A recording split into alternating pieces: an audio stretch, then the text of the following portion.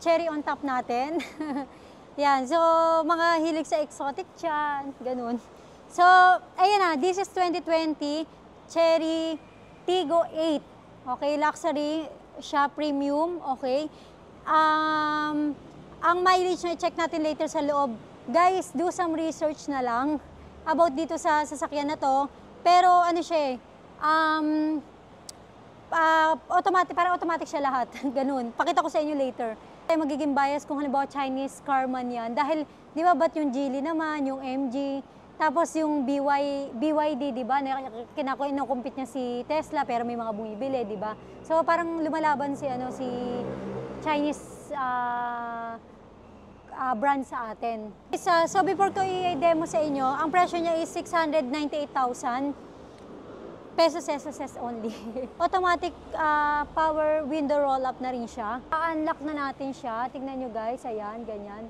So, una, isang pindot lang, ganyan. Open yung side mirror niya.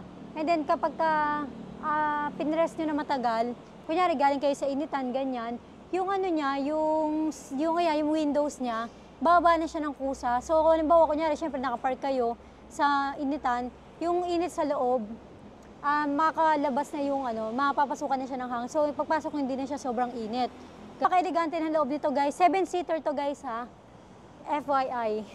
Start na natin guys. Push start din siya. Okay. Yan. May panoramic sunroof na rin siya. Ito. Yan. Panoramic sunroof. Ayan. So, hanggang doon yan sa may yan. Yan, hanggang doon siya sa may second row. Yan. Oh, ilaw niya grabe, pwede kayo mag-TikTok para kayo naka-ring light dyan. Digital na din siya. Yung console niya guys, ang ganda. Electronic park brake din siya. Paka ateki, ganda pa mag-a-advance yung nitong Cherry. Siguro kagaya ng mga nasa Geely to mga ganyan. Bago nito guys is 1,340,000 ang bago. So, ang presyo na binibigay ko sa inyo ngayon is 698,000.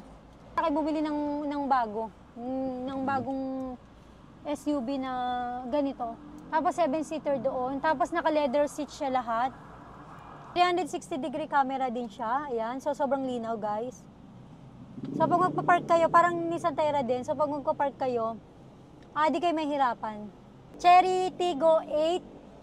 Luxury, ang mileage niya is 4,000 kilometers, ang presyo niya is 698,000.